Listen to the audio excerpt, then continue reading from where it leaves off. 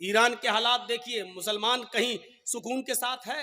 ایسے حالات پیدا کر دیں گے کہ تم ڈرو گے، جیسے آج پورے ہندوستان کے ہی نہیں پوری دنیا کے حالات پر آپ نظر ڈالیے، اور کسی ایک جگہ پر بھی آپ دیکھ لیجئے کہ مسلمان جہاں رہتا ہے اس مسلمان کو کہیں امن، کہیں شانتی، کہیں سکون اس کو نظر آ رہا ہے؟ سیریا کے حالات دیکھیے، مسلمان کہیں سکون کے ساتھ ہے؟ لبنان کے حالات دیکھیے، کہیں مسلمان سکون کے ساتھ ہے؟ عراق کے حالات دیکھیے، مسلمان کہیں سکون کے ساتھ ہے؟ فلسطین کے حالات دیکھیے، مسلمان کہیں سکون کے ساتھ ہے؟ اردن کے حالات دیکھیے، مسلمان کہیں سکون کے ساتھ ہے؟ مجھے دنیا کا کوئی ایسا چپا بتائیے جہاں مسلمان رہتا ہے اور وہاں سکون کے ساتھ ہو۔ آپ اپنا پڑوسی ملک دیکھ لیجئے، مسجدوں میں بمباری ہو رہی ہے، ایک دوسرے کو مار رہا اور قتل کر رہا ہے۔ آپ کے اپنے پڑوسی ملک کے اندر مسجدیں تک محفوظ نہیں ہیں اور وہاں آتم گھاتی حملے ہو رہے ہیں۔ یہ کون سا اسلام ہے اور کون سی اسلام کی تعلیم ہے؟ میرے بھائیوں، آپ دنیا کی کسی چپے پہ جا کر دیکھ لو اور بتاؤ، اتہاس، ہسٹری اور آج کی موجودہ حالات کا جائزہ لے کر مجھے بتاؤ کہ مسلمان کہاں چین و سکون کے ساتھ ہے؟ ضربت علیہم الذلۃ والمسکنہ، اتنا ذلیل، اتنا رسوا، اتنا انسلٹڈ، اتنا ذلیل اور رسوا دنیا کے کسی دور میں نہیں ہوا تھا جتنا آج کے اس دور میں مسلمان ہے۔ کیوں؟ اس کی وجہ یہ ہے کہ آج اس کے اندر سے ایمان نکل چکا ہے۔ وَلَا تَهِنُوا وَلَا تَحْزَنُوا وَأَنْتُمُ الْأَعْلَوْنَ إِن كُنتُم مُؤْمِنِينَ۔ اللہ نے تو حکومت و سلطنت دینے کا وعدہ، عزت و سرداری دینے کا وعدہ اس شرط پہ کیا تھا کہ اگر تمہارے اندر ایمان ہوگا تو ہم تمہیں عزت دیں گے، ہم تمہیں بلندی دیں گے، ہم تمہیں باعزت بنائیں گے۔ میرے پیارے ساتھیوں، آج ہم جتنا ذلیل ہیں اس کی وجہ یہ ہے کہ آج ہمارے اندر اتنا ہی ایمان کمزور ہے۔ آج اتنا ہی ایمان کمزور ہے آج ہمارے۔ ابھی کوئی کہہ دے کسی کا چہرہ دیکھ کر، اور میں نے یہ دوسروں کو تو چھوڑو، میں نے اپنوں کو دیکھا ہے، اپنوں سے مراد سمجھ رہے ہیں شیر شاہ برادری کو، اور بھی کھل کے کہہ دوں اہل حدیثوں کو، بس ایسے ہی، ارے باپ تمہارا چہرے پہ دیکھو بہت مایوس پریشان نظر آتے ہو، دیکھیے دھول میں لاٹھی مار رہے ہیں، حقیقت میں ہمیں کچھ نہیں معلوم۔ مجھے لگتا ہے کہ ضرور تمہارا کوئی رشتہ دار تمہارے ساتھ گڑبڑ کر رہا ہے، جادو ٹونا کا اثر لگ رہا ہے تمہارے اوپر، اس کے بعد وہ بس آپ کے پیچھے ہاتھ دھو کر نہیں نہا دھو کر پڑ جائے گا۔ ہے مولانا صاحب آپ کو کیسے معلوم؟ بالکل صحیح بات ہے مولانا صاحب، جتنا پیسہ آتا ہے بچتا ہی نہیں ہے، ہم کماتے بہت ہیں، ایک دن میں 10,000 روپے کماتے ہیں، لیکن گھر آتے آتے ہمارا کبھی بیٹا بیمار، کبھی بیوی بیمار، کبھی یہ بیمار، کبھی وہ بیمار، ایک دم چلا جاتا ہے۔ مولانا برکت نہیں ہو رہی ہے۔ آپ نے صحیح پہچانا ہے، اب مولانا صاحب کو موقع مل گیا بکرا حلال کرنے کا۔ اب صحیح ہے، یہ آدمی بس میرے جال میں پھنس گیا۔ ایک آدمی تو باقاعدہ ایسا ملا، کہنے لگا بہت اچھی بات آپ نے کہی ہے، اس کا علاج تو ہو جائے گا لیکن خرچہ بہت پڑے گا۔ اس بیچارے مجبور آدمی نے کہا کہ کتنا خرچہ لگے گا مولانا صاحب؟ کہ بہت زیادہ نہیں، بس دنیا میں 1,24,000 نبی آئے، ہر نبی کے نام پر 1 روپیہ دے دو، تمہاری مصیبت حل ہو جائے گی۔ اب سوچو کہ ہر نبی کے نام پر 1 روپیہ دے گا تو 1,24,000، یعنی مولوی صاحب کی ڈیمانڈ یہ ہے کہ 1,24,000 روپے ہم کو دے دو، تمہاری مصیبت دور ہو جائے گی۔ اور اس کو کم آنکنے کا انداز دیکھو، ہر نبی کے نام پر 1 روپیہ، ارے ایک نبی کے نام پر 1 ہی روپیہ تو مانگ رہے ہیں۔ اس سے پوچھو کہ ایمان تو تیرا محمد الرسول اللہ پر ہے، اقرار ہے کہ اللہ نے اور بھی نبی بھیجے ہیں، ایمان تو محمد الرسول اللہ پر ہے، اور اس بات پر بھی ایمان ہے کہ اگر وہ سارے کے سارے نبی کے دور میں، کسی بھی پیغمبر کے دور میں اگر محمد رسول اللہ آ جاتے تو اس نبی کو بھی محمد پر ایمان لانا پڑتا، اس رسول کو بھی محمد رسول اللہ پر ایمان لانا پڑتا۔ جب اس رسول کی رسالت محمد رسول اللہ کے آ جانے کے بعد کالعدم ہے، منسوخ ہے، تو پھر اس کے نام پر تو پیسہ کیسے مانگ سکتا ہے؟ اس کے نام پر تو روپیہ کیسے مانگ سکتا ہے؟ اس کے نام پر تو پیسہ کی ڈیمانڈ کیسے کر سکتا ہے؟ یہ کوئی سوال اگر کر دے گا تو کہہ دیں گے وہابی ہو تم، بٹ حق تم یہاں سے، یہ اتنی عقل تو بھابھیوں کے پاس ہوتی ہے، تمہارے پاس کہاں سے آ گئی؟ میرے ساتھیوں، اللہ نے کہا یا ایھا الذین آمنوا وَلَنَبْلُوَنَّکُمْ بِشَیْءٍ مِّنَ الْخَوْفِ، ہم خوف ڈال کر بھی تمہیں آزمائیں گے۔ یہ خوف نہیں ہے تو اور کیا ہے؟ آج کے حالات پر ذرا نظر ڈالیے، خوف ڈال کر بھی ہم تمہیں آزمائیں گے۔ وَالْجُوعُ، ایسے حالات پیدا کر دیں گے کہ تم بھوکے رہنے پر مجبور ہو جاؤ گے، کاروبار فیل، صبح کھا لیا تو شام کو بھوکے، شام کو کھا لیا تو صبح بھوکے، بھوک سے تم تڑپنے لگو گے، ہم تمہیں بھوکا رکھ کر بھی آزمائیں گے۔ وَنَقْصٍ مِّنَ الْأَمْوَالِ، تمہارے مالوں میں نقصان کر کے بھی ہم تمہیں آزمائیں گے۔ وَالْأَنفُسِ، تمہاری جانیں لے کر بھی ہم تمہیں آزمائیں گے۔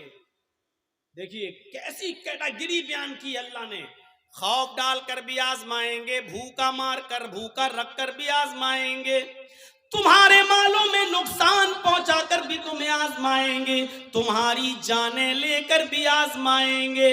والثمرات، تمہارے پھل فروٹ، کھیتیاں باڑیاں، کھیت اور سبزیاں برباد کر کے بھی ہم تمہیں آزمائیں گے، یعنی تمہارے کھیتوں میں نقصان کر کے جس کی تم پیداوار کرتے ہو، مکئی، چاول، دھان، بھٹا، جن چیزوں کو تم زمین میں اگاتے ہو، زمین سے پیدا کرتے ہو، پھل فروٹ سبزی کی شکل میں، اناج کی شکل میں، ہم اس کو بھی برباد کر کے ہم تمہیں آزمائیں گے۔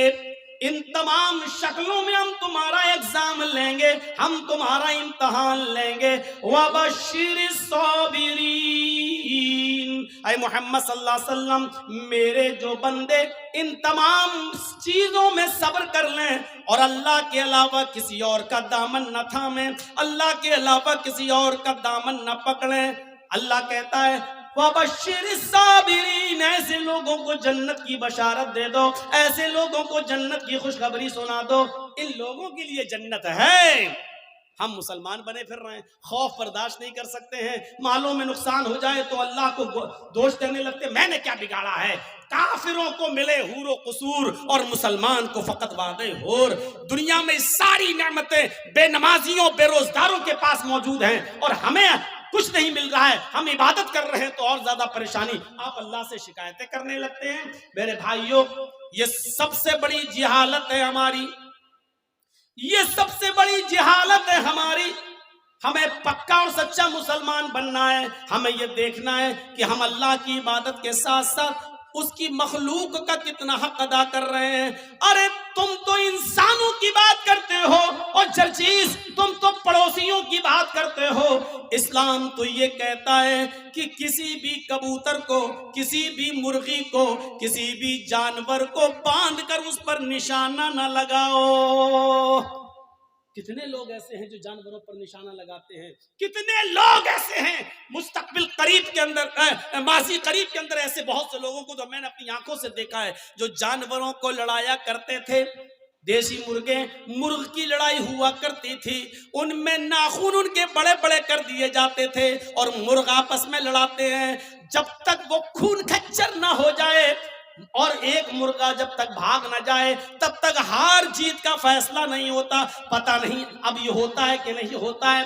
ہمارے اتر پردیش میں یہ جہالت آج بھی چلتی ہے، مجھے نہیں معلوم کہ آپ کے بہار و بنگال میں کیا کنڈیشن ہے۔ میرے پیارے ساتھیوں، اسلام اس لڑائی کو، جانوروں کی اور پرندوں کی اس لڑائی کو بھی حرام قرار دیتا ہے اور مرغ کو لڑا کر زخمی کرنے والوں کو بھی مجرم قرار دیتا ہے۔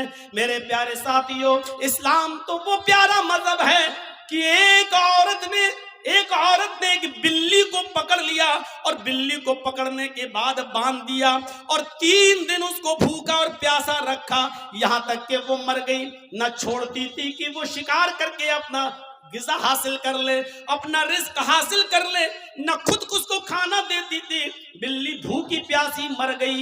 وہ نمازی تھی، سنو، ہاں غور کرو حدیث کے الفاظ پر، وہ نمازی تھی، وہ روزے دار تھی، وہ اللہ کی عبادت بھی کیا کرتی تھی، اللہ کو مانا بھی کرتی تھی، لیکن لیکن اس نے اللہ کی ایک مخلوق بلی کو باندھ دیا، اس کو بھوکا رکھا اور پیاسا رکھا، اور اس بلی کو بھوک اور پیاس کی شدت سے مار ڈالا۔ لیکن جب یہ عورت مری تو اللہ تعالیٰ نے اس کی نمازوں کے بدلے اس کو جنت نہیں دی، اس کے روزوں کے بدلے اس کو جنت نہیں دی، اس کی زکوٰۃ اور خیرات کے بدلے اس کو جنت نہیں دی۔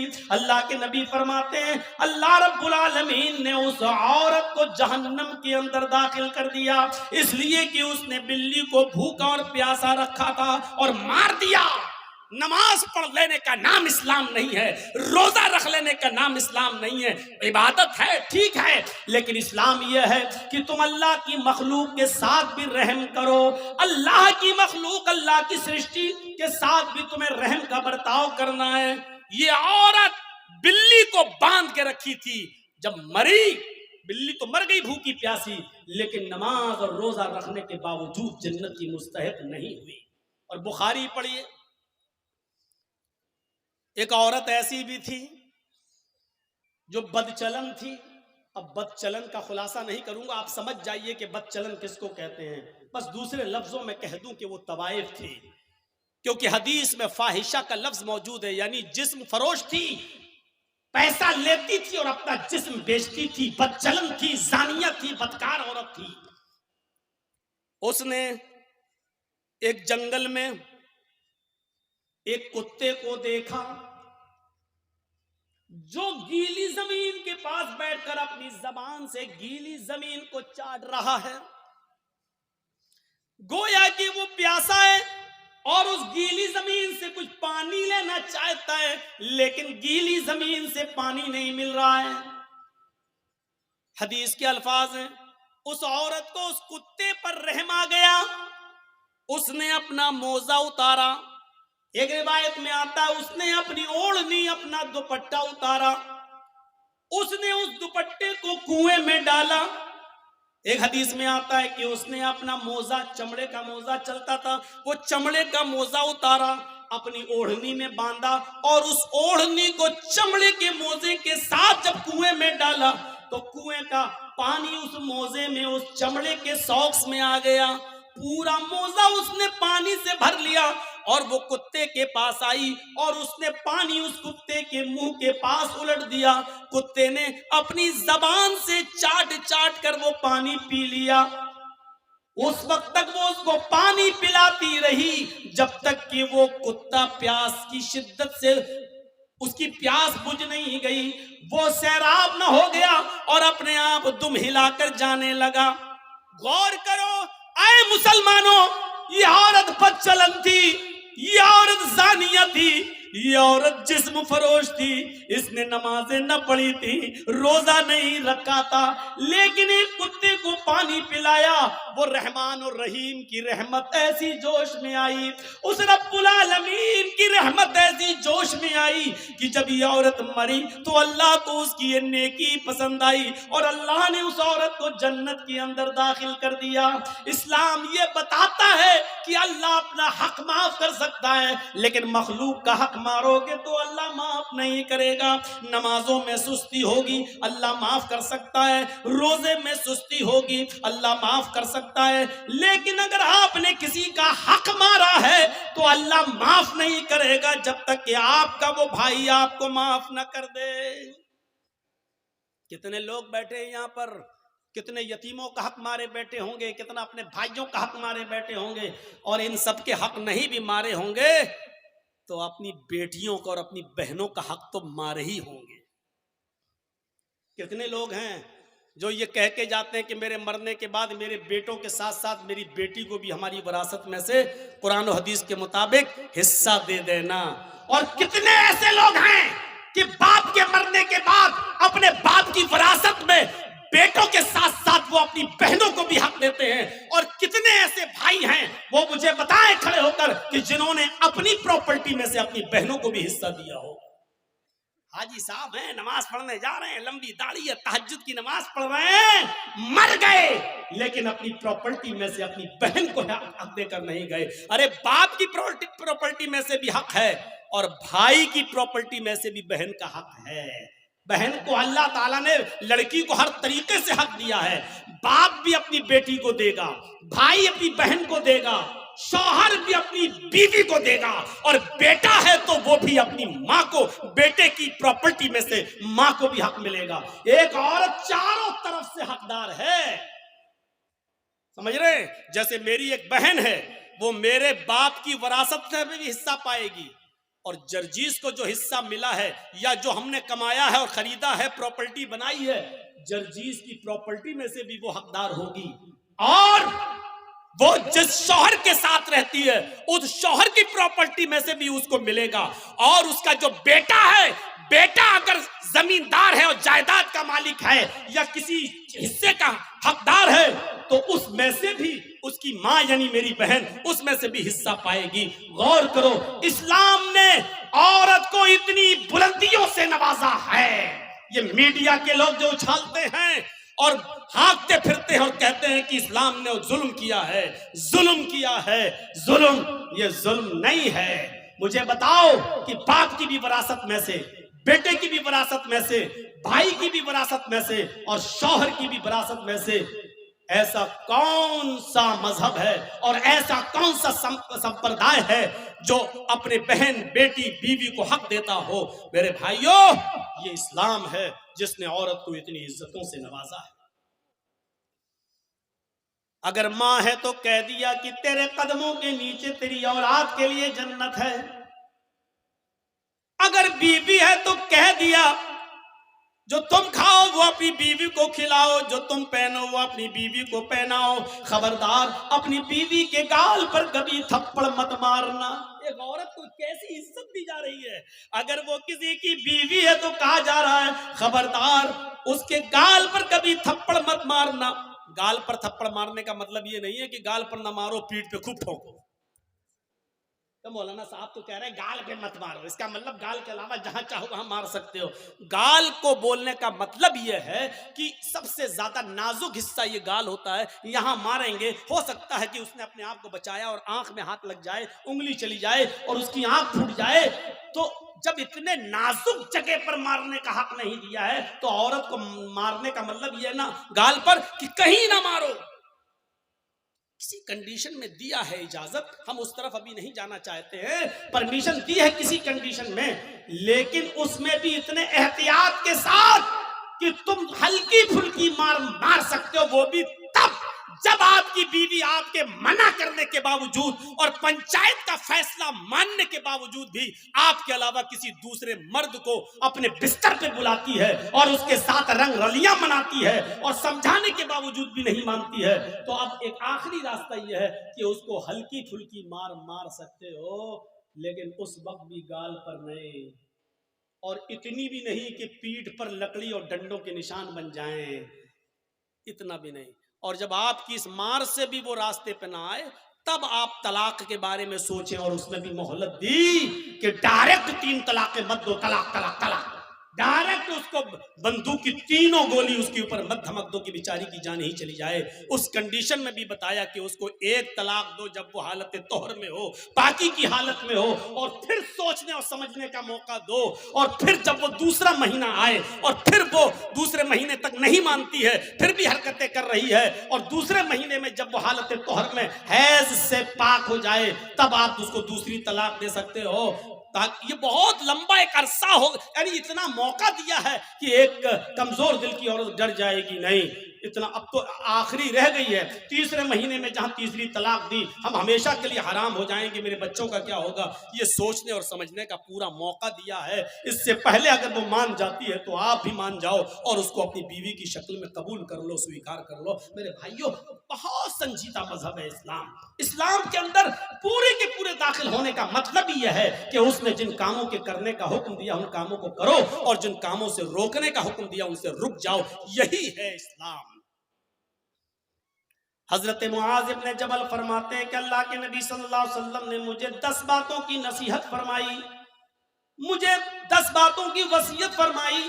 مسند احمد کے الفاظ ہیں. اس حدیث کو امام احمد نے اپنی مسند کے اندر نقل کیا ہے اور علامہ البانی رحمت اللہ علیہ نے اس کو حسن قرار دیا ہے. فرمایا اللہ کے نبی صلی اللہ علیہ وسلم فرماتے ہیں, حضرت معاذ ابن جبل فرماتے ہیں کہ اوصانی رسول اللہ صلی اللہ علیہ وسلم بعشر کلمات, کہ اللہ کے نبی صلی اللہ علیہ وسلم نے مجھے 10 کلمات کی, 10 باتوں کی وصیت فرمائی. اے معاذ, یہ 10 کام تم کر لو, یہ 10 کام تمہیں ہر حال میں کرنا ہے. میرے بھائیوں, میں تشریح کرتا ہوا چلوں گا لیکن شاید میں 10 تک نہ پہنچ پاؤں, اس لیے کوشش کروں گا کہ کم سے کم 5 چیزیں تو آپ کو بتا ہی دوں. اللہ کے نبی صلی اللہ علیہ وسلم نے 10 چیزوں کی وصیت فرمائی اور 10 چیزوں میں پہلا نام یہ لیا, اے معاذ لا تشرک باللہ شیئا ان قتلت او حرقت. اے معاذ, تم کبھی کسی بھی حال میں اللہ کے ساتھ شرک مت کرنا, اللہ کے ساتھ کسی کو شریک مت ٹھہرانا, اللہ کے ساتھ کبھی کسی بھی حال میں کسی کو شریک مت کرنا. ان قتلت او حرقت, اگرچہ تمہیں قتل کر دیا جائے یا تمہیں آگ میں جلا دیا جائے. ارے بھائی 1 گھنٹہ ہو گیا بولتے ہوئے, اب تو بیٹھ جاؤ صحیح سے, لگتا ہے اسپرنگ لگا ہوا ہے آپ کے. قتلتا, اگرچہ قتل کر دیا جائے. شرک بڑی عجیب چیز ہے.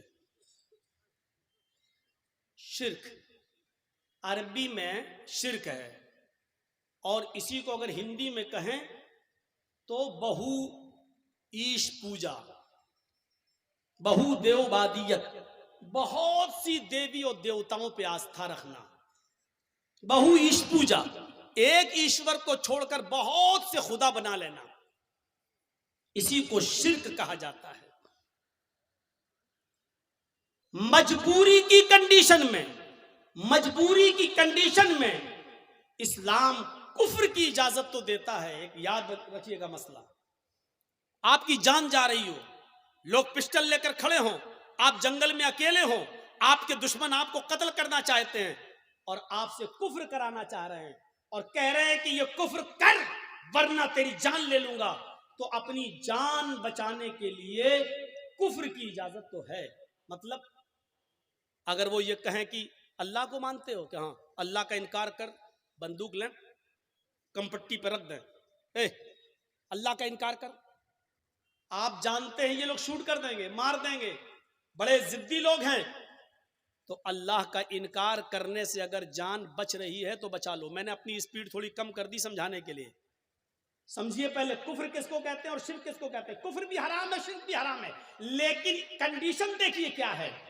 اسلام کے اندر سور کا گوشت بھی حرام ہے, لیکن اگر جان جا رہی ہے آپ کی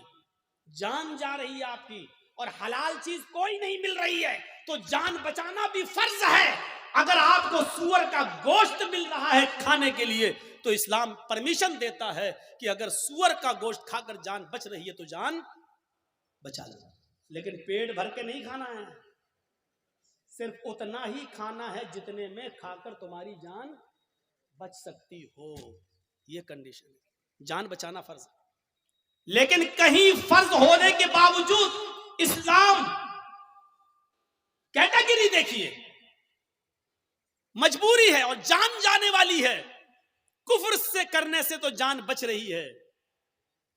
اللہ کے نبی فرماتے ہیں کہ کفر سے جان بچ رہی ہے تو بچا لو, لیکن دل سے اللہ کا انکار مت کرنا. ان کے منہ پہ کہہ دینا ہاں نہیں میں اللہ کو مانتا ہی نہیں ہوں, میں اللہ کو مانتا, صرف زبان سے کہنا, دل میں عقیدہ نہیں ہونا چاہیے. اور جب وہ چھوڑ دیں تمہیں تو گھر پہ آؤ کہ اللہ تو میرے دل کا حال جانتا ہی ہے, میں نے مجبوری میں کہہ دیا تھا, اے اللہ میں دل سے تجھے مانتا ہوں اور تیرا اقرار کرتا ہوں, اشہد ان لا الہ الا اللہ و اشہد ان محمدًا عبدہ و رسولہ. آپ کا اسلام کوئی فرق نہیں پڑے گا کیونکہ آپ نے جان بچانے کے لیے اللہ کا انکار کیا. اللہ کا انکار کرنے سے جان بچ رہی ہے تو بچا لو. لیکن یہاں کنڈیشن کیا ہے, لا تشرک باللہ شیئا ان قتلت او حرقت. یہاں اسلام, اللہ کے نبی کیا کہہ رہے ہیں, اگر تجھے قتل بھی کر دیا جائے اور تجھے جلا دیا جائے, آگ میں ڈال دیا جائے, یہ کام کرا لینا، لیکن شرک مت کرنا اللہ کے ساتھ، اللہ کے ساتھ شرک مت کرنا۔ مولانا جرجیس مر گئے، جرجیس کی قبر بن گئی، جرجیس کا مزار بن گیا، بیٹا بیٹی اللہ سے مانگو، آئے اللہ 10 سالیں ہو گئی، بیٹا نہیں ہوا، بیٹی نہیں ہوئی، اللہ مجھے نیک بیٹا دے، مجھے نیک بیٹی دے، ٹھیک ہے۔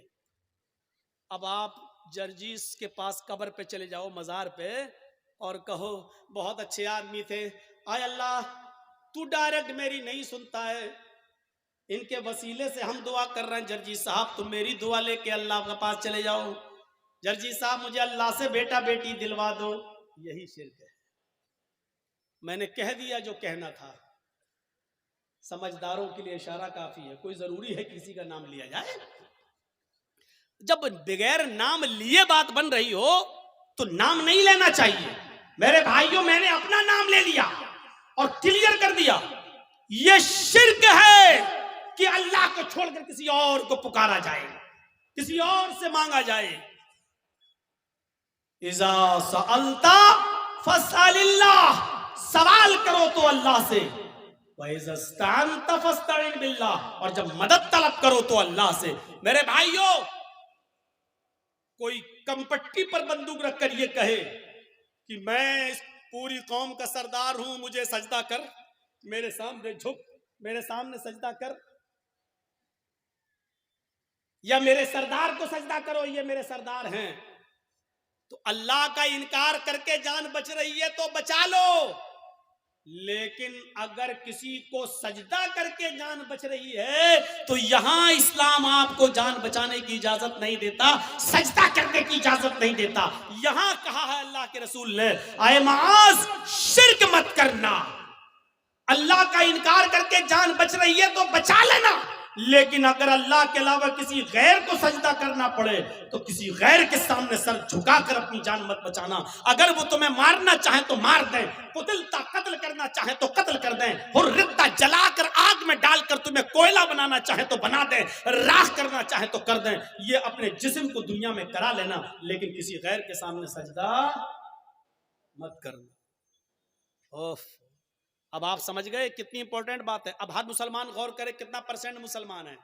پہلے تو یہ غور کرے کہ وہ مسلمان ہے یا نہیں، پھر یہ غور کرے ہے تو کتنا پرسنٹ، کتنا پرسنٹ وہ مسلمان ہے۔ مجھے تو نہیں لگتا کہ کوئی آدمی 10% بھی کہہ سکے کہ میں 10% بھی مسلمان ہوں۔ آگے آنے والے واقعات، ابھی ہم چل رہے ہیں آپ کی طرف۔ میرے بھائیوں، عقل بھی نہیں مانتی اس بات کو۔ آپ بتائیے، آپ یہاں رہتے ہو بھلکی میں، اور آپ کی بیوی بھلکی میں رہتی ہے، اور آپ محنت کرنے دلی گئے، اور دلی میں کوئی آدمی محنت کر رہا ہے، یہاں سے آیا بیچارہ اور وہ گھومنے آیا، آپ ہی کے گاؤں کا ہے بھلکی کا۔ اب آپ نے دلی میں ایک ساڑی خریدی 5000 کی، 10,000 روپے کی خوبصورت ساڑی خریدی، اور خوبصورت ساڑی اس کے ہاتھ میں دے کر کہا کہ بھائی تم تو بھلکی جا رہے ہو نا، اتر دیناج پور میرے گاؤں میں جا رہے ہو نا، ایسا کرو کہ یہ ساڑی میری بیوی کو دے دینا۔ شوہر نے محنت کی، مزدوری کی، اچھا کمایا، اور اس کے بعد ایک ساڑی خرید کر اپنے دوست کو دی اور کہا کہ میرے گاؤں میں جانا اور میری بیوی کو دے دینا۔ دوست گھر پہ آیا، دروازے کو دستک دی، بیوی نے دروازہ کھولا، آئیے بیٹھیے، کیا ہوا؟ اے آپ کے ہسبینڈ نے آپ کے لیے ساڑی بھیجی ہے۔ اس نے ساڑی دی، اوہ اتنی خوبصورت ساڑی، آئیے آئیے بیٹھیے، چائے پی کے جائیے۔ اس نے دروازے کھولے۔ اب حقیقت کیا ہے؟ اس عورت کو تعریف کس کی کرنا چاہیے، شوہر کی یا ساڑی دینے والے کی؟ آپ کی عقل بھی کہے گی یار جس نے ساڑی بھیجی ہے اس کی تعریف، کتنے اچھے ہیں میرے شوہر، دیکھو اتنی دور سے بھی مجھ سے کتنا پیار کرتے ہیں اور مجھے کتنا مانتے ہیں، میرا خیال رکھتے ہیں، ساڑی بھیجی۔ اب وہ عورت بجائے شوہر کے تعریف کرنے کے اپنے دل کے سارے دروازے اس ساڑی لانے والے کے لیے کھول دے۔ ایکسکیوز می، آئیے چائے پی لیجئے، آپ کتنے اچھے ہیں، آپ ہمارے لیے ساڑی لے کے آئے ہیں، چلیے کہیں ڈیٹ پہ چلتے ہیں، چلیے کہیں گھومنے چلتے ہیں، اسی کی تعریف کے پل باندھنے لگے۔ اور شوہر کو اگر پتا چل جائے دلی میں بیٹھے ہوئے آج کے اس کمپیوٹرائزڈ دور کے اندر کہ کمبخت ساڑی میں نے بھیجی، اور بے غیرت دل دے بیٹھی ساڑی دینے والے کو وہیں سے موبائل کرے گا، فون کی گھنٹی بجے گی، بیوی اٹھائے گی، کچھ سنے گا نہیں، کہے گا طلاق طلاق طلاق۔ کم بخت، ساڑی میں بھیجوں تعریف دوسرے کی کر رہی ہے، ساڑی میں بھیجوں گھوم رہی دوسرے کے ساتھ۔ اللہ نے نبیوں کو بھیجا، رسولوں کو بھیجا، پیروں کو، ولیوں کو بھیجا کہ جاؤ تم میرے دین کا پرچار کرو اور اسلام کی اور توحید کی دعوت کو بلند کرو، بجائے اس کے کہ ہم اللہ کی حمد و ثنا بیان کریں، اسی کو مشکل کشا مانیں، اسی کو حاجت روا سمجھیں۔ اب ہم اللہ کو چھوڑ کر کہیں کہ تمہارے در پہ آیا ہوں، جھولا جھولی بھر کے جاؤں گا ورنہ مر کے جاؤں گا، تو میرے بھائیوں اس سے بڑی بے غیرتی کی بات کیا ہو سکتی ہے؟ جیسے ایک شوہر اپنی بیوی کی بے غیرتی برداشت نہیں کر سکتا، ایسے ہی اللہ بھی اس بے غیرتی کو برداشت نہیں کر سکتا کہ بندہ مجھے چھوڑ کر میرے ہی ہم ہی تمہارے جیسے بندوں سے مانگے۔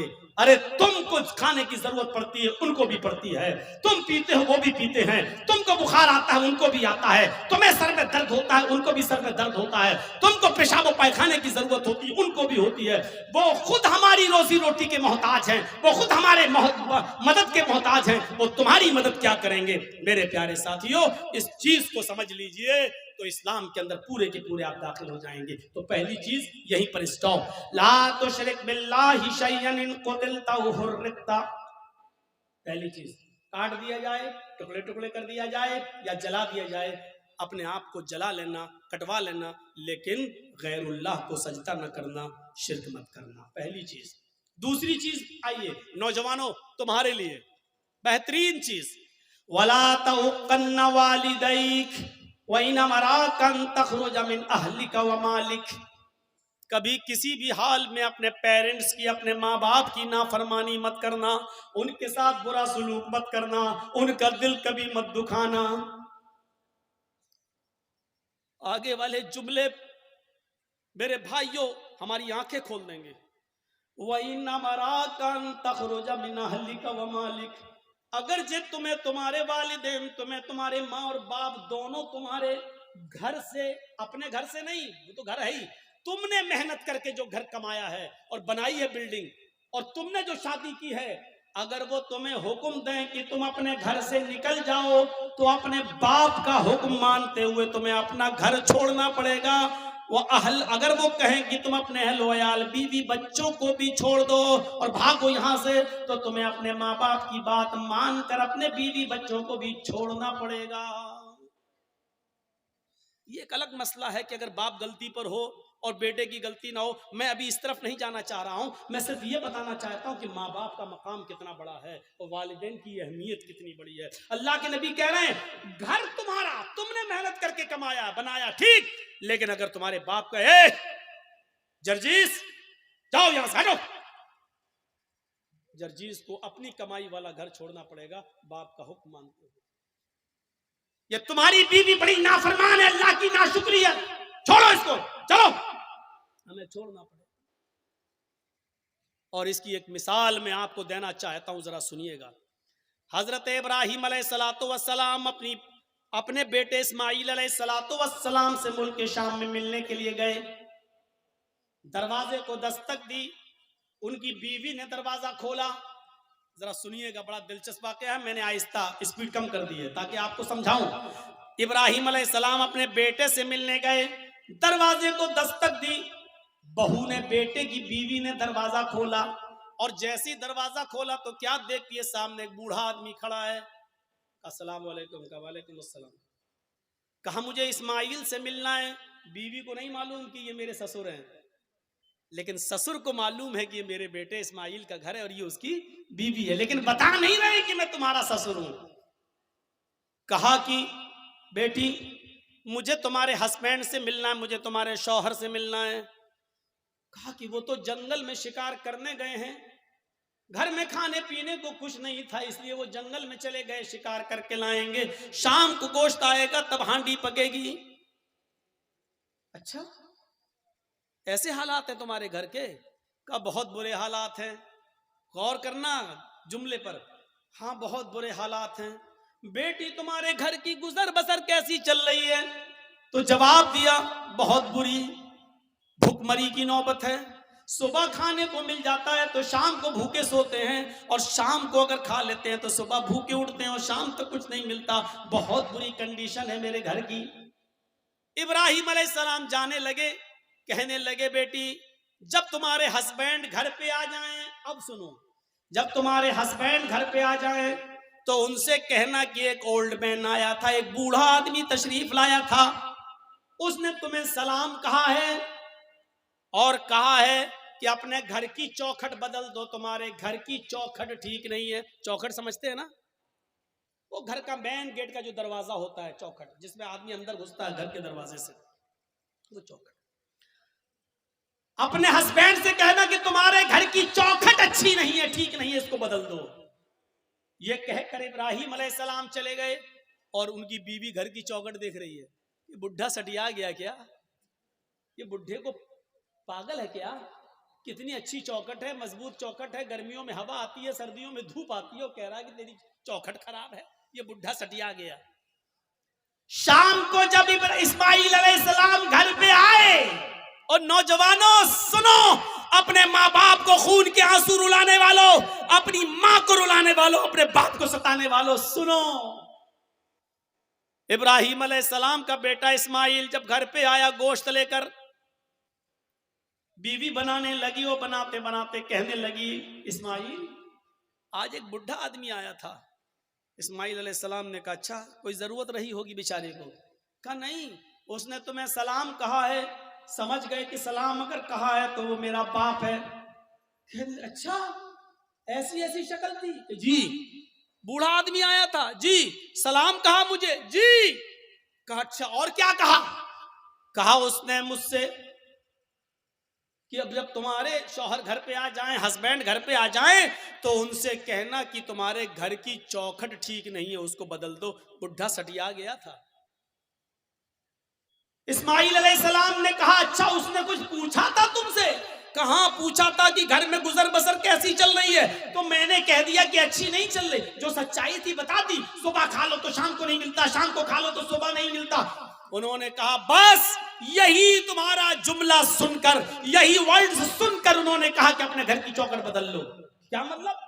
کہا میری بیوی، انہوں نے جب یہ دیکھا کہ تم نے اللہ کا شکر ادا نہیں کیا، جب پوچھا کہ گھر کی گزر بسر کیسی چل رہی، تو تمہیں کہنا چاہیے تھا کہ الحمدللہ اللہ نے مجھے جس حال میں رکھا ہے اللہ کا شکر ہے، بس زندہ ہوں، اور اللہ مجھے جس حال میں بھی رکھے میں ہمیشہ اس کے دیے ہوئے رزق پر خوش ہوں، وہ جس حال میں بھی مجھے رکھتا ہے میں اس کی دیے ہوئے رزق پر میں راضی ہوں اور خوش ہوں۔ تمہیں یہ جملے کہنا چاہیے تھا، لیکن تم نے اللہ کی نافرمانی کر دی، تم نے یہ کہہ دیا کہ مجھے اچھی زندگی نہیں مل رہی ہے، میں بڑی تنگ دستی میں اپنی زندگی گزار رہی ہوں، میرے باپ نے سوچ لیا کہ تم اللہ کی نافرمان بندی ہو۔ آئے میری بیوی، انہوں نے گھر کی اس چوکھٹ کو بدلنے کے لیے نہیں کہا ہے، جو گھر کی چوکھٹ ہے، یہ دروازے کے اوپر جو چوکھٹ ہے اس کو بدلنے کے لیے نہیں کہا ہے، انہوں نے چوکھٹ بدلنے کے لیے کہا ہے۔ اس کا مطلب یہ ہے کہ انہوں نے اپنی بیوی بدلنے کے، انہوں نے میری بیوی بدلنے کی بات کہی ہے، انہوں نے اشارہ کیا ہے ایسی اللہ کی نافرمان بیوی کو اپنے گھر میں تم مت رکھو۔ کیوں ایسی عورت کو اپنے گھر میں رکھ رہے ہو جو اللہ کی ناشکر گزار بندی ہے؟ لہٰذا تم اللہ کی شکر گزار بندی سے نکاح کرو، ناشکر عورت کو طلاق دے دو۔ آئے میری بیوی، میں اپنے باپ کا حکم مان کر تمہیں طلاق دیتا ہوں، کیونکہ میں اپنے باپ کی نافرمانی نہیں کر سکتا، تم میری زوجیت سے بے دخل ہو رہی ہو، میں تمہیں چھوڑ رہا ہوں، میں تمہیں طلاق دے رہا ہوں۔ اس زمانے میں طلاق کا جو پروسیسر تھا اس حساب سے انہوں نے طلاق دے کر اپنی بیوی کو جدا کر دیا، اپنے باپ کی بات مانتے ہوئے۔ آج کے زمانے میں کوئی لڑکا اپنے باپ کی بات مانے گا؟ ارے باپ کی بات تو چھوڑو، شادی کے 2-4 مہینے کے بعد وہ ایسا بیوی کا غلام ہوتا ہے کہ پھر اپنی اماں سے کہتا ہے چپ تو نہیں سمجھے گی، اوف کوئی بات ہو رہی ہے کہتا ہے تو نہیں، تو بیچ میں کیوں بولتی ہے، تو نہیں سمجھے گی۔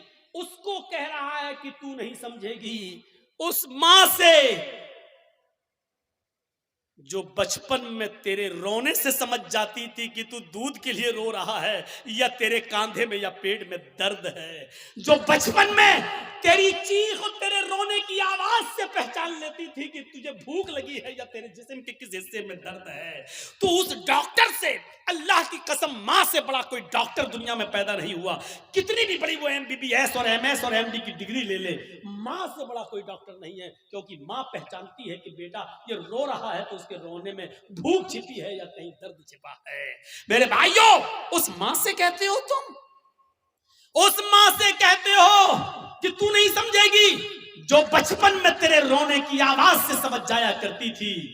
جب تو بولنا نہیں جانتا تھا تو جانتی تھی کہ تو کیا چاہتا ہے, تو تیرا ارادہ کیا ہے. تیرے پیٹ میں درد ہے یا تیرے جسم میں درد ہے یا تیرے سر میں درد ہے, وہ اس وقت تجھے سمجھتی تھی. اور آج تو اتنا بڑا ہو گیا ہے, آج اتنا عقل مند ہو گیا ہے, آج تیری پوزیشن اتنی اونچی ہو گئی ہے کہ تو اپنی ماں سے اتنی جرأت اور اتنی ہمت کہ اپنی ماں سے کہتا ہے تو نہیں سمجھے گی.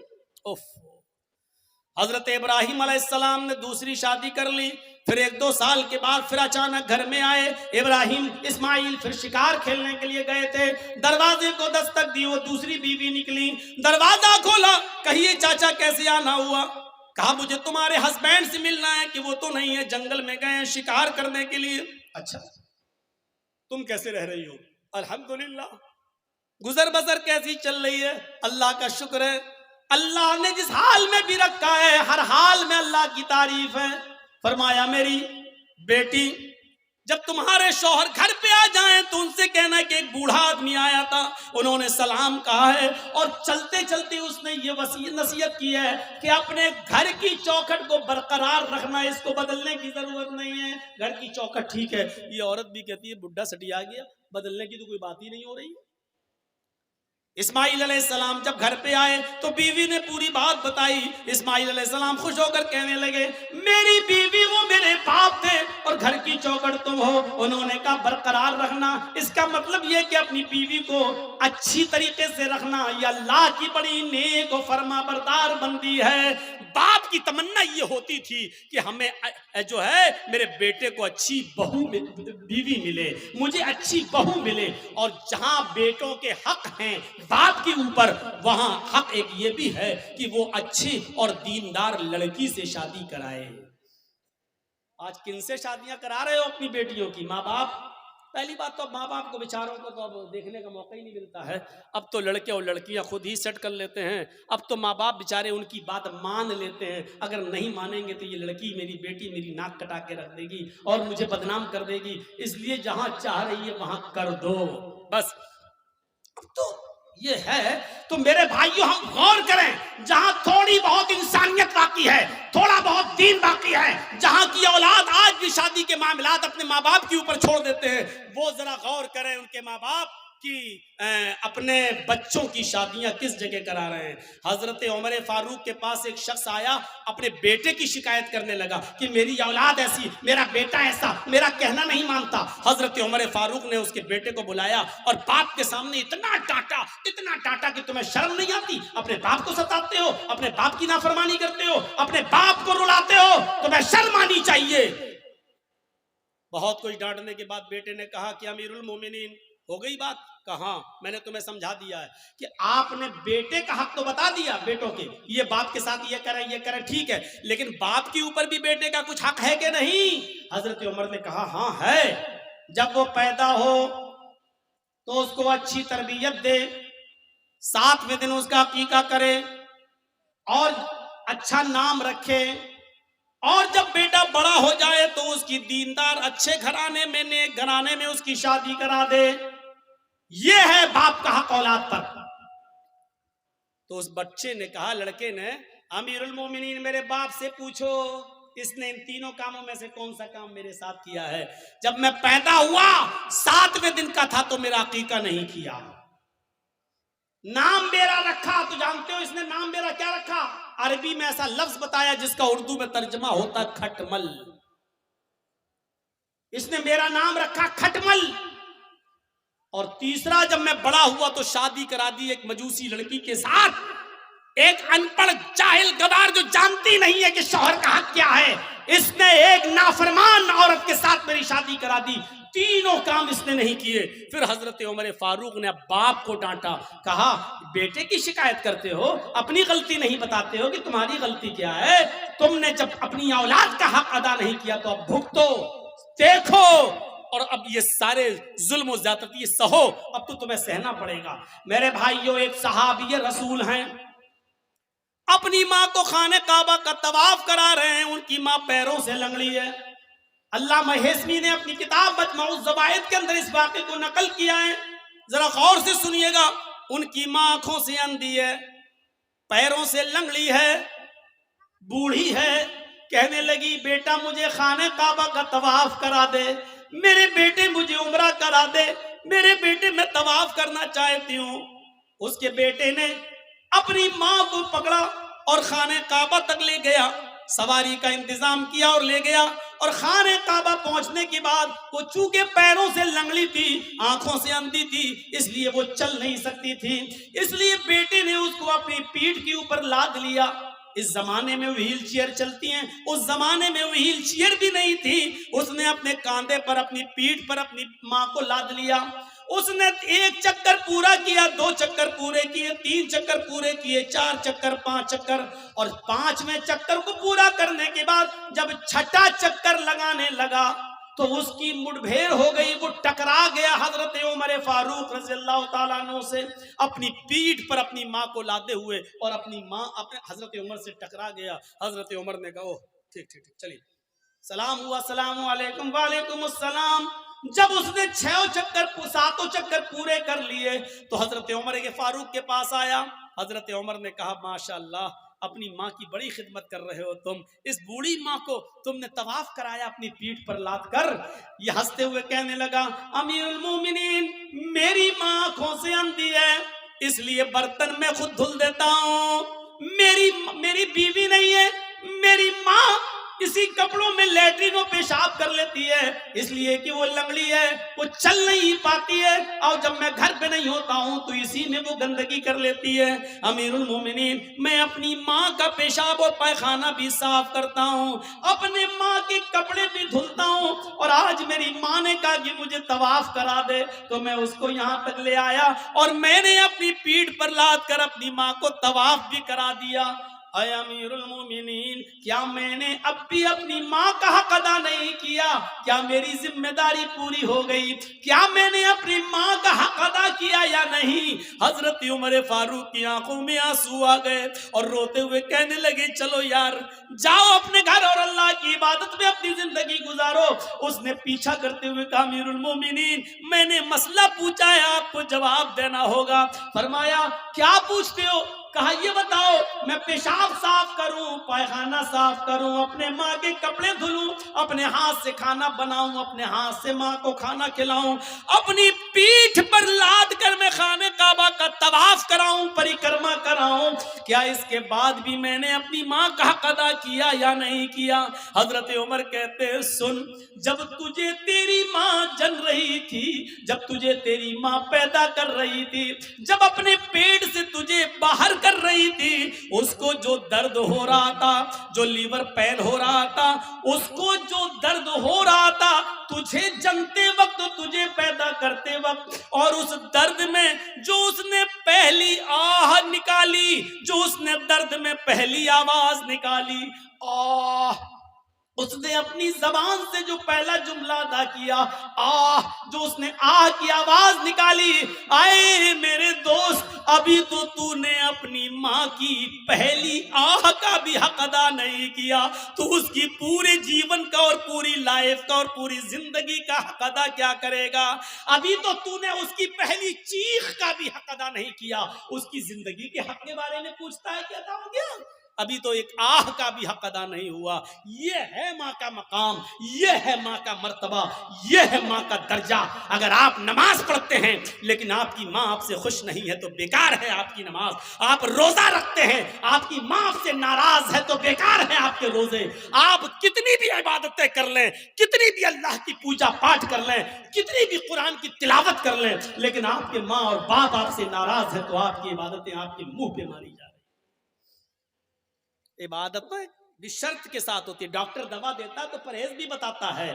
اللہ نے کہا ہے نماز پڑھو تو یہ بھی کہا ہے کہ اس کے ساتھ ساتھ یہ بھی کرو. میرے بھائیوں رمضان کا مہینہ آ رہا ہے, روزہ رکھنے سے پہلے سوچ لینا کہ تمہارے ماں باپ تو تم سے ناراض نہیں ہیں. نمازیں پڑھتے ہو تو سوچ لینا سردیوں میں دسمبر اور جنوری کی سخت سردی میں اٹھ کر ٹھنڈے پانی سے وضو بنا کر تہجد پڑھتے ہو اور ماں باپ ناراض ہے تو سوچ لینا کہ تمہاری یہ رات کی عبادت اللہ قبول کرے گا یا نہیں کرے گا.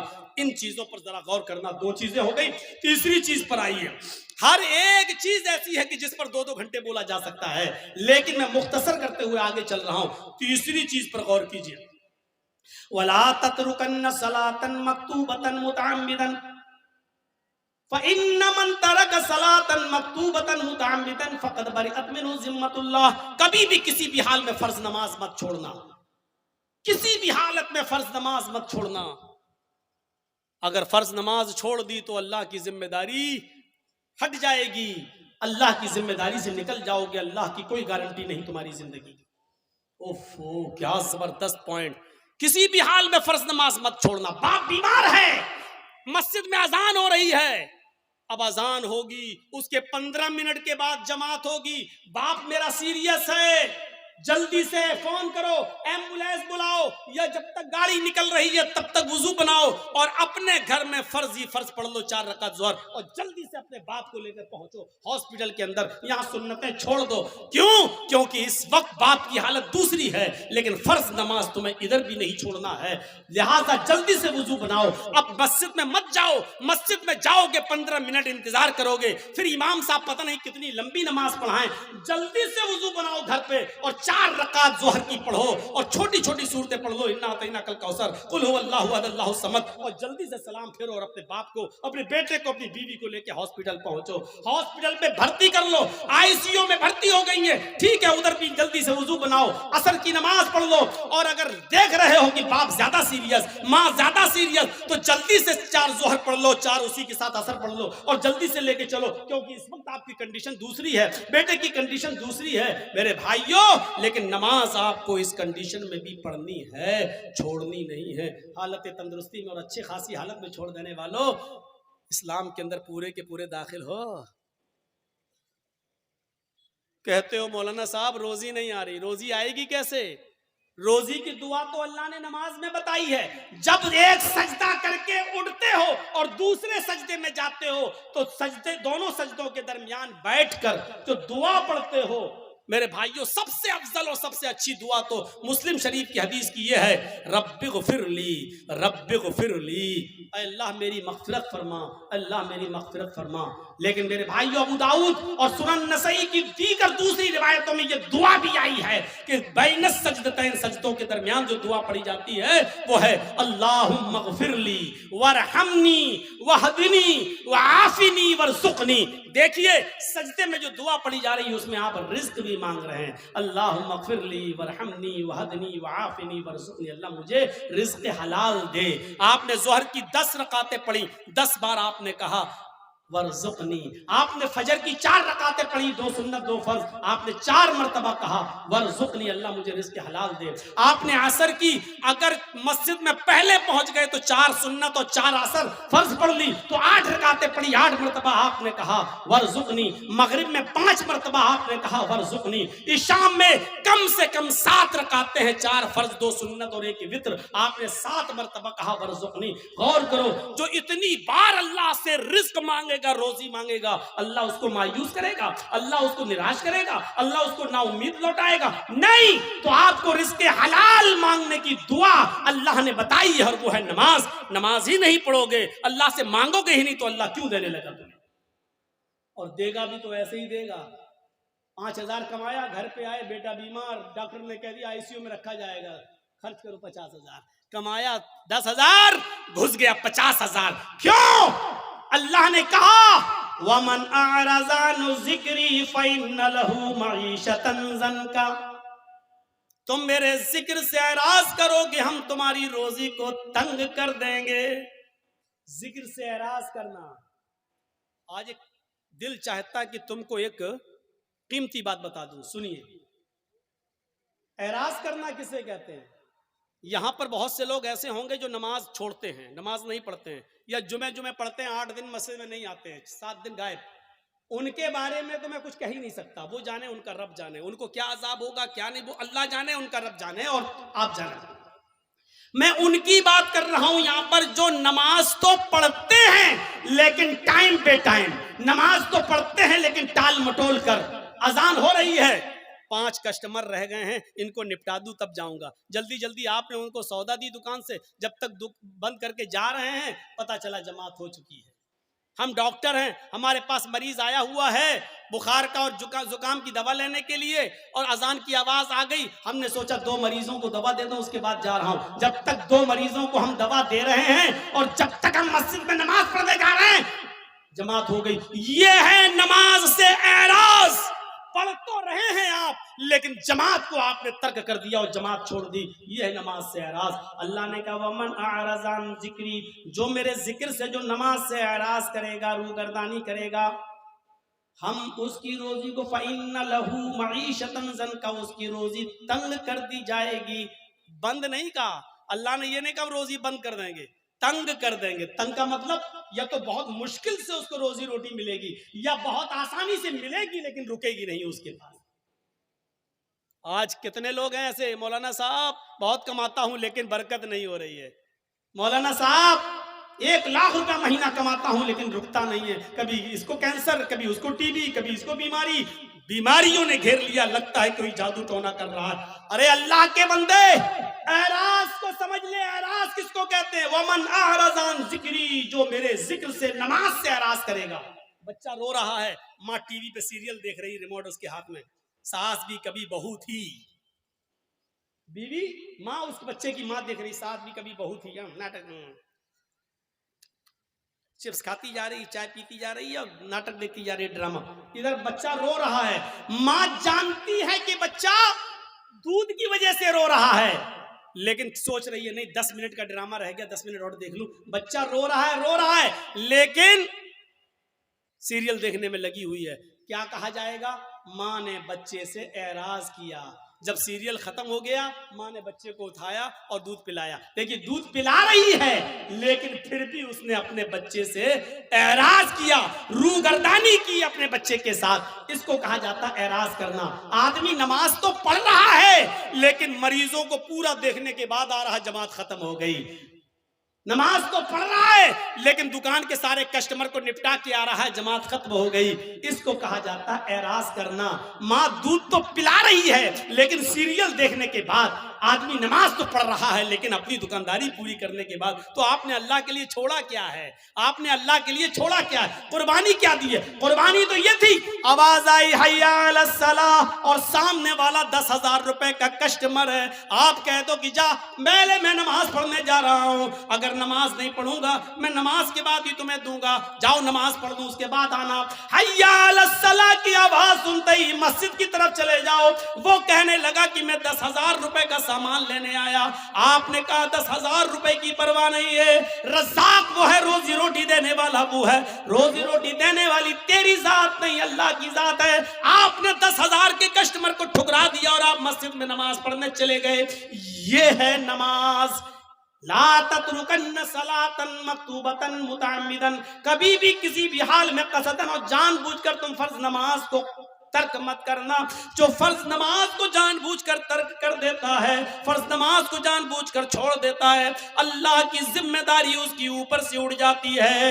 اپنے آپ پر غور کرو کہ کتنے % مسلمان ہو، اسلام میں داخل ہو یا نہیں، ایسا کرتے ہو یا نہیں. اب تو بڑا مشکل ہو جائے گا. اکثر لوگ ہمارے بھائی یہاں بیٹری والا رکشہ چلاتے ہیں بیچارے، اب پیسنجر کو لے کے جا رہے ہیں رکشے پہ، اذان کی آواز آئی حی علی الصلاۃ، اس کو وہیں رکشہ روکنا پڑے گا، فوراً مسجد میں بھاگنا پڑے گا. مولانا صاحب کیا کریں؟ ہاں سن لو، علماء کی موجودگی میں فتویٰ آپ کے سامنے دے رہا ہوں، اور یہ فتویٰ میرا نہیں، عبداللہ ابن باز کا فتویٰ ہے، شیخ صالح العثیمین کا فتویٰ ہے. اور فتویٰ یہ ہے کہ ہر وہ نوکری، ہر وہ بزنس، ہر وہ کاروبار حرام ہے اسلام کے اندر जिस कारोबार की वजह से और जिस बिजनेस की वजह से आपकी नमाज छूट रही हो, इस्लाम में उस कारोबार को हुर्मत हराम करार दिया गया है। ऐसे कारोबार को इस्लाम ने हराम करार दिया है जिस कारोबार की वजह से आपकी नमाज तर्क हो रही है। नमाज ही नहीं तो फिर मुसलमान किस बात का, नमाज ही नहीं तो फिर इस्लाम का मानने वाला किस बात का। तो मेरे प्यारे साथियों, हम बहुत बेबाक हैं अपने अंदाज में। मैंने कह दिया, हर वो बिजनेस, हर वो कारोबार, हर वो नौकरी, चाहे वो बैंक की नौकरी हो, चाहे वो सरकारी जॉब हो या प्राइवेट जॉब हो, मौलाना साहब मेरा मालिक बहुत बदमाश है, हमें नमाज पढ़ने की इजाजत नहीं देता है, छोड़ दो, रज़्ज़ाक़ अल्लाह ताला है, वो प्राइवेट कंपनी का मालिक रोजी देने वाला नहीं है। अल्लाह एक दरवाजा बंद करता है तो 100 दरवाजे खोलता है। मेरे भाइयों, इस अकीदे के साथ नमाज पढ़िए और इस तौहीद के साथ नमाज पढ़िए। और चौथी चीज और बताऊंगा मेरे भाइयों, 10 चीजों पे हम नहीं चल पाएंगे। चौथी और आखिरी चीज मैं इसलिए बताऊंगा क्योंकि आज हमारी नौजवान नस्ल इसकी तरफ भाग रही है, इसलिए ये भी सुन लो, वला तशरबन खमरन फइन्नहु रअसु कुल्लि फाहिशतिन। और आए मास, कभी किसी भी कंडीशन में शराब मत पीना, इसलिए कि शराब हर बुराई की जड़ है। शराब मत पीना, वैसे ही हराम हो गई, लेकिन शराब का नुकसान क्या बताया? फ़इन्नहु रासु कुल्लि फ़ाहिशतिन, हर बीमारी, हर बुराई की जड़ है। यानी आप शराब पिएंगे तो कोई भी गुनाह कर सकते हैं। शराब पी के आदमी घर में आया, माँ ने डांटते हुए कहा, अच्छा तू शराब पी के आया कमीने, बेगैरत, शराब पी के आया, हट, तेरी माँ का, तेरी अपनी माँ को ही माँ बहन की गाली दे रहा है, अपनी बहन को ही गाली दे रहा है, अपनी बेटी को गाली दे रहा है। इससे बड़ा कमीना और इससे बड़ा रजील इंसान कौन हो सकता है जो शराब के नशे में आकर अपनी माँ को गाली दे, अपने ही बाप को गाली दे, अपनी बहन को और अपनी बेटी को गाली दे, अपने भाई को गाली दे। इससे बड़ा कमीना इंसान और कौन हो सकता है? मैंने खुद दिल्ली के अंदर देखा है, नाली में पड़ा, बीच सड़क पे पड़ा, पुलिस वाले लाठी मार के हटा रहे, अरे यहाँ मंत्री की गाड़ी जाने वाली, कमीना, हट हट हट। तो हंसते हुए कहता, कौन मंत्री, ओधी मोदी सब मेरे बाप के नौकर हैं। शराब के नशे में पुलिस वाले कहे, कमीने ये तो हमारी ड्यूटी है, नौकरी हटवाएगा, हट हट। उसको डंडे मार रहे, तो कौन गुजर रहा, का मंत्री आ रहे, हट यहाँ से, तो कौन मंत्री, ओधी मोदी सब मेरे बाप के नौकर हैं। शराबी की नजर में कोई किसी की हैसियत नहीं होती, बड़ी से बड़ी शख्सियत भी उसके सामने जीरो होती है। क्यों? क्योंकि उसने जो चीज पी है उसने उसकी अकल को खराब कर दिया, उसकी अकल को ढांप लिया, इसलिए उसकी नजर में बड़ी से बड़ी शख्सियत भी कुछ नहीं होती है। जब शराब हराम नहीं हुई थी, जब शराब हराम नहीं हुई थी तो नबी के चचा हजरत हमजा ने शराब पी ली थी, और एक गाना गाने वाली के गाने के जोश में आकर उसने कहा, अला या हमजा लिशुर्फिन नवा, आए हमजा तू तो मोटी ऊंटनियों के लिए है। हजरत अली की ऊंटनी वहीं पर चर रही थी, चारा घास खा रही थी। हजरत हमजा को जोश में चढ़ा दिया कि ये ऊंटनी का कलेजा हमें मिल जाए तो कितना अच्छा। वो गाने वाली थी और हमजा शराब के नशे में थे, उठाई तलवार, खंजर ऊंटनी का पेट चाक किया और कलेजा निकाल के लाए, उसको दे दिया, ले। हजरत अली आए, कहा, ये तुमने क्या किया, मेरी ऊंटनी, अरे जा हट यहाँ से, जाओ। शराब के नशे में हजरत अली को भगा दिया। हजरत अली ने अल्लाह के नबी से शिकायत की, अल्लाह के रसूल उनके साथ आए, और जब वो आए कहा, चचा ये क्या कर दिया तुमने, अली की ऊंटनी को खंजर मार के मार डाला, उसका कलेजा निकाल लिया। हजरत हमजा शराब के नशे में थे, बुखारी की रिवायत, हजरत हमजा शराब के नशे में अल्लाह के रसूल से कह रहे, चल हट, तू तो मेरे बाप का नौकर है, तू तो मेरे बाप का गुलाम है। मेरे भाइयों, शराब के नशे में जब एक शख्स मोहम्मद रसूलुल्लाह को ऐसा कह सकता है तो इसका मतलब यह है कि शराब छोटे और बड़े की तमीज को भुला देती है। शराब इंसान के अंदर से इज्जत, रिस्पेक्ट और अदब को खींच लेती है। इसलिए नौजवानों, शराब जैसी मनहूस चीज को अपने मुआशरे से दूर रखिए, अपने समाज से दूर रखिए। आपको मालूम एक सुनन नसई का वाक़या सुनाकर अपनी बात को खत्म कर दूंगा। मेरे भाइयों, जरा सुनिएगा सुनन नसई की रिवायत। एक औरत बेवा थी उस जमाने में, पुराने जमाने की बात। हजरत उस्मान इस हदीस के रावी हैं, फरमाते हैं कि एक औरत का शौहर मर गया। औरत बड़ी खूबसूरत थी, उसकी नौकरानी को, लौंडी को उसकी बदजनी के बारे में मालूम था। वो नौजवान लड़कों को तलाश करती रहती थी और अपना इरादा जाहिर करके उनसे गलत काम करवाती थी। एक दिन नौकरानी ने बताया कि एक नौजवान है, बड़ा नेक है, नमाजी है, बहुत बड़ी इबादत गुजार है, बहुत शरीफ है, लेकिन बड़ा खूबसूरत है। कहा कि उसको बुला कर लाओ। नेक आदमी, बहुत नेक इबादत गुजार आदमी। इसकी नौकरानी ने कहा कि मेरी मालिकन तुमको बुला रही हैं, तुमसे कुछ कपड़ा खरीदना चाहती हैं, क्योंकि वो कपड़ा बेचा करते थे, अपने सर पर गठरी लाद कर कपड़ा बेचते थे। तो उन्होंने सोचा चलो कपड़ा खरीदेगी, हम दे देंगे। वो उसके साथ चले गए। नौकरानी उनको लेकर दरवाजा खोलती है, अंदर जाती है, दरवाजा बंद हो जाता है, दूसरे दरवाजे के अंदर ले जाती है। जैसे ही अंदर घुसते हैं दरवाजा बंद हो जाता है। ये हजरत कह रहे हैं, अरे साहब कहाँ लेके जा रही हो? कहा कि बस एक दरवाजा और है। वो और अंदर ले गई, दरवाजा बंद, सामने वही बेवा औरत बैठी हुई है जिसका शौहर मर चुका है। उसने अपनी नौकरानी को इशारा करके कहा कि तुम जाओ, और उनसे कहने लगी कपड़ा दिखाओ। और जैसे ही कपड़ा दिखाया, कहा ये कपड़ा, ये कपड़ा। वो करीब आती गई और आते आते कहने लगी उदनु मिन्नी, मेरे करीब आइए और मेरे साथ हम बिस्तरी कीजिए, मेरे साथ गलत काम कीजिए। इन्होंने कहा अरे हटो, तौबा, अस्तगफिरुल्लाह, ये भागने लगे। उन्होंने कहा भागने का कोई रास्ता नहीं, चारों तरफ से दरवाजे बंद हो चुके हैं। कहा कि तुम डरो, अल्लाह के अजाब से डराया, लेकिन उस औरत के ऊपर कोई फर्क नहीं पड़ा। उसने कहा कि तुम मेरे साथ ये काम कर रहे हो या नहीं कर रहे हो? कहा कि नहीं करूंगा। कहा इधर अंदर आओ। उस एक और दरवाजे के अंदर ले गई। क्या देखती है कि एक लकड़ी की टेबल रखी हुई है। उस लकड़ी की टेबल पर एक खूबसूरत छोटा बच्चा, जिसकी उम्र 5-6 साल रही होगी, खूबसूरत बच्चा बैठा हुआ है। और उसी टेबल पर एक शराब की बोतल रखी हुई है। वहीं पर जाकर ये औरत बैठ गई। इसने कहा कि देखो तुम बड़े नेक हो, शरीफ इंसान हो, मेरे चीखने की देर है, मेरे चिल्लाने की देर है, चारों तरफ से तुम घेर लिए जाओगे और मैं सिर्फ इतना बोलूंगी कि इस आदमी ने मेरी इज्जत को छलनी छलनी कर दिया। बस तुम्हारा हाल क्या होगा?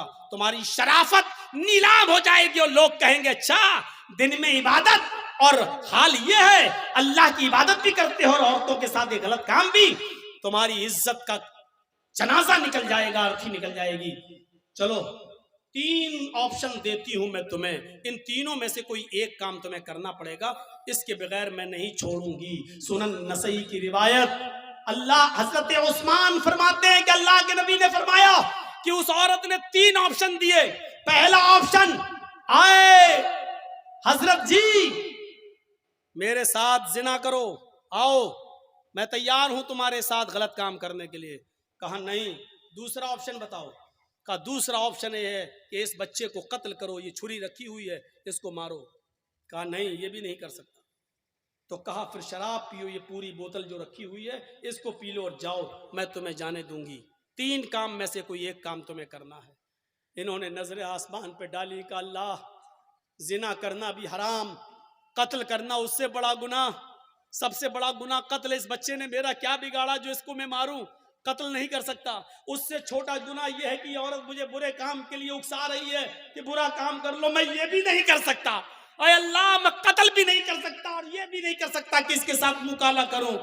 इन दोनों से शराब पीना तो छोटा गुनाह है, चलो यही पी लेता हूं क्योंकि बचने का कोई रास्ता नहीं है और जान बचाना भी जरूरी है, तो चलो हराम चीज पी लेता हूं।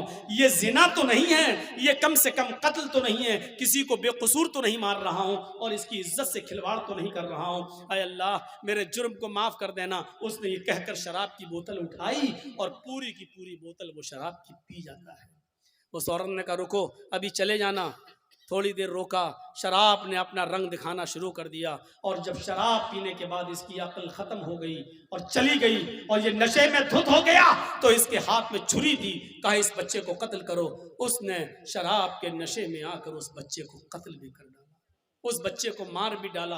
फिर उस औरत ने हाथ पकड़ के उसको अपने ऊपर सवार किया, अपने कपड़े भी उतारे और उसके भी कपड़े उतारे और शराब के नशे में इस आदमी ने उस औरत के साथ जिना भी कर लिया। उसके साथ जो काम नहीं करना था वो कर लिया। मेरे भाइयों, फिर वहां से ये बचा और आया, मायूस रहा पूरी जिंदगी। मैं कहना ये चाह रहा था आपसे कि मेरे भाइयों कि कहां तो एक गुनाह करवाया जा रहा था, लेकिन शराब के बाद वो तीनों गुनाह कर बैठा। यानी शराब पीने के बाद वो कत्ल भी कर बैठा और शराब पीने के बाद वो जिना भी कर बैठा। शराब तो पी ही पी थी, यानी शराब ने उससे सारे गुनाह करवा दिए। अल्लाह के नबी ने फरमाया फ़इन्नहु रासु कुल्लि फ़ाहिशतिन, शराब ही हर बुराई की जड़ है। अगर आप मुसलमान हैं तो इस्लाम के अंदर पूरे के पूरे दाखिल हो जाओ। शराब को छोड़ना पड़ेगा, नमाज पाबंदी से पढ़ना पड़ेगी, اور آپ کو یہ دیکھنا پڑے گا کہ نماز کے لیے ہم اپنے رب کے لیے کیا کیا چیزیں چھوڑ رہے ہیں. آپ کو اپنے ماں باپ کی خدمت کرنا پڑے گی, آپ کو شرک سے بچنا پڑے گا, آپ کو اپنے بھائیوں کا خیال رکھنا پڑے گا, یتیموں کو دیکھنا پڑے گا. 10 چیزیں تھیں لیکن میری ہمت اب جواب دے چکی ہے. کنٹینیو پروگرام کر کر کے میں تھک چکا ہوں میرے بھائیوں. اب میرے بھائیوں میں آپ سے رخصتی چاہتا ہوں, اور یہ میرے بہار کا آخری پروگرام تھا. میں کل اب لکھنؤ کے لیے جا رہا ہوں, مشکل سے 2 دن لکھنؤ رہوں گا اور اس کے بعد پھر میں بامبے چلا جاؤں گا. تو میرے بھائیوں اللہ سے میں دعا کرتا ہوں کہ الہ العالمین ہماری خطاؤں کو معاف فرما دے, ہمیں اسلام کے اندر پورا کا پورا داخل فرما دے. اے اللہ شراب نوشی سے ہمیں بچا لے, اللہ ماں باپ کی خدمت کرنے کی ہمیں توفیق عطا فرما. اے اللہ ہمیں شراب کی حرمت کو سمجھنے کی توفیق عطا فرما, اور بار اللہ جب تک تو ہمیں زندہ رکھ, اسلام پہ زندہ رکھنا, اور جب ہمارا خاتمہ ہو تو ایمان پر ہمارا خاتمہ فرمانا. وما علینا الا البلاغ المبین وآخر دعوانا ان الحمد للہ رب العالمین. السلام علیکم ورحمۃ اللہ وبرکاتہ.